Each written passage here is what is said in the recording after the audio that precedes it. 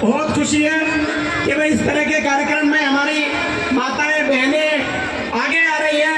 आप सबसे मैं गुजारिश करूंगा कि अगली बार के लिए और कोई इसी तरह के बहन तैयार है। झूठ बोले किसी कई आदमी का मैंने कहा मेरा नाम लिया नहीं, कोई बात नहीं। तो कमेंट नहीं क्या सबकी फरमाइश है पूना पैक्ट। पूना पैक्ट क्या है? नाम पूना पैक्ट, हम बाबा साहब के जब विषय की बात करते हैं तो पूना पैक्ट एक समझौता है। जिस समझौते को लेकर के बाबा साहब और गांधी जी में बहस थी कि कौन किसका कितना हितैषी है। तो दोस्तों वही गवर्नमेंट लंदन से ये लड़ाई शुरू हुई और भारत तक वापस आ गई।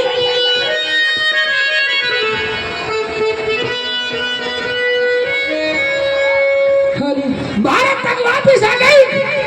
बाबा साहब अपनी जीत पे अड़े रहे और उधर गांधी जी भी अपनी जीत पे अड़े रहे। तो दोस्तों एक बात और सुनाता हूँ।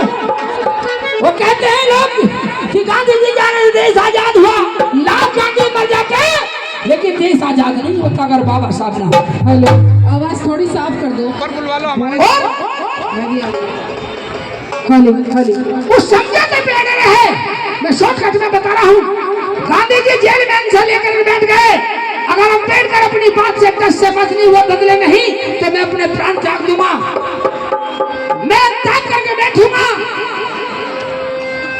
धरने में बैठ जाते हैं, एक दो दिन हो जाते हैं, सभी लीडरों ने समझा दिया कि गांधी जी अपनी बात को मान लो। नहीं मैं बिल्कुल टस से मर जाऊंगा, लेकिन आप जाइए अम्बेडकर को समझा दीजिए। बाबा साहब को समझाने की बात करते रहे, व्याकुल गांठ हो जाता है गांधी जी का, माली हालत हो जाती है, थूक नहीं सटका जा रहा था। जब कस्तूरबा जी ने देखा कि ये टस से मस नहीं होंगे और अम्बेडकर जी अपनी बात पर रहे तो मेरी मांग का सिंदूर उतर जाएगा। दोस्तों कस्तूरबा जी जानती थी कि अम्बेडकर नारी का बहुत सम्मान करते हैं। अम्बेडकर नारी का बहुत सम्मान करते हैं।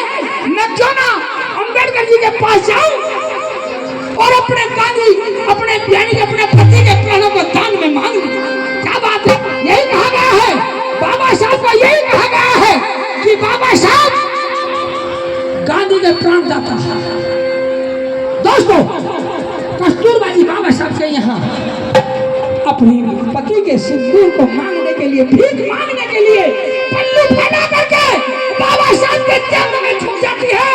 लेकिन मेरा मसीहा सम्मान जितना था कि उसने चरणों में नहीं झुकने दिया।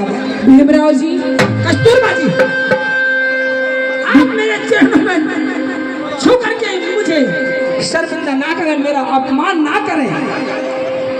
भीमराव जी, मैं बहुत बड़ी परेशानी लेकर आपके पास आई हूँ। मुझे पता है आप किस लिए हैं, लेकिन मेरे चरणों में आप अपने सर को ना झुकाएं क्योंकि मेरा उसमें भी अपमान होगा। मैं नारी का बहुत सम्मान करता हूँ। मेरी बात सुनिए।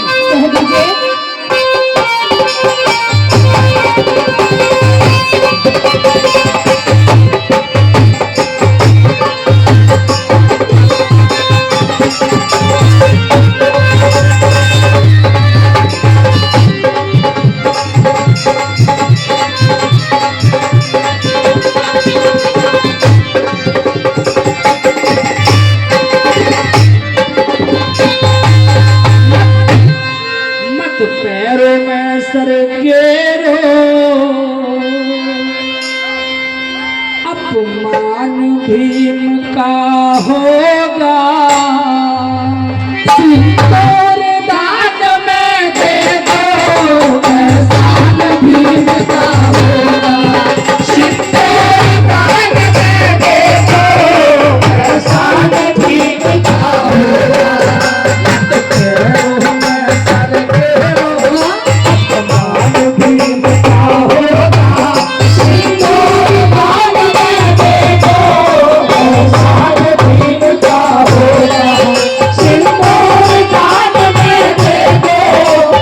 सारे दिन का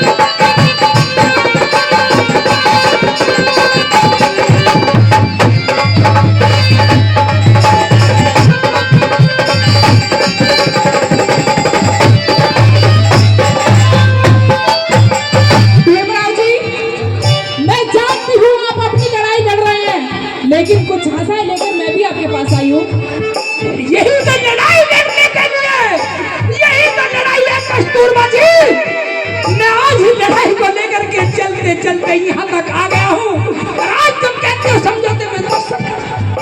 मेरी बात सुनिए। सुना दीजिए।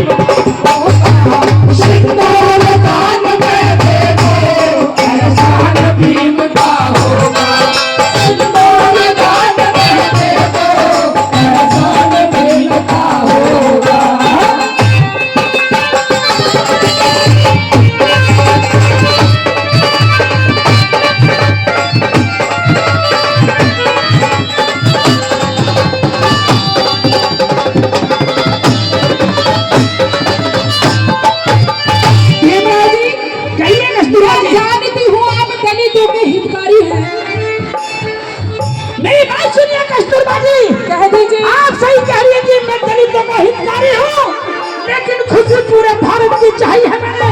मैं खुशी पूरे भारत की चाहता हूँ। मेरी बात सुनिए। सुना दीजिए।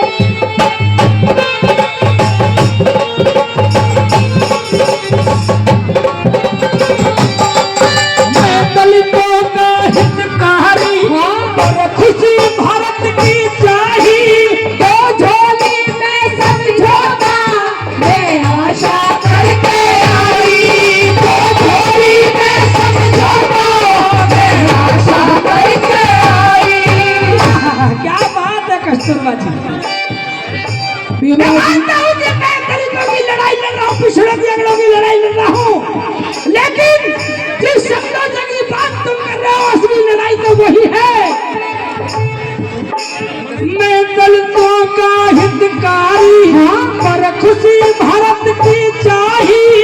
दो झोली में समझौता मैं आशा करके आई।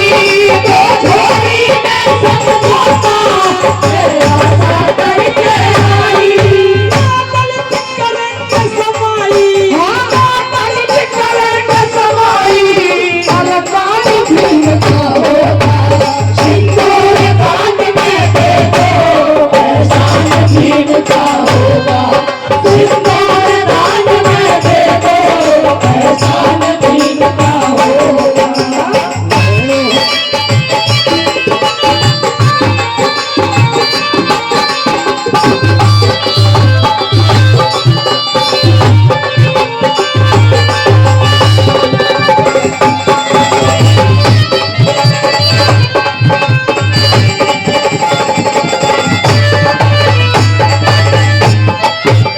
भीमराव जी, कहिए कस्तूरबा जी। मैं आपके हक के लिए लड़ रहा हूँ, लड़ो, लेकिन मेरा सिंदूर मुझे वापस दे दो।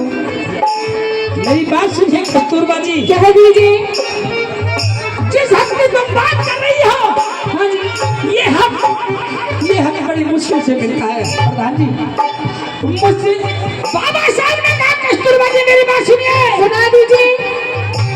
मुश्किल से हक मिलता है, कैसे अपना हक मैं खो दूं। तुम कसर है बीमा पाती मैं बार बार यारो दूं। तुम कसर है बीमा पाती मैं बार बार यारो दूं। दोस्तों, बाबा साहब को अपने पढ़े लिखों ने धोखा दिया ही, लेकिन कस्तूरबा जी ने जो वहां बाबा साहब से कहा कि तुम्हें कसम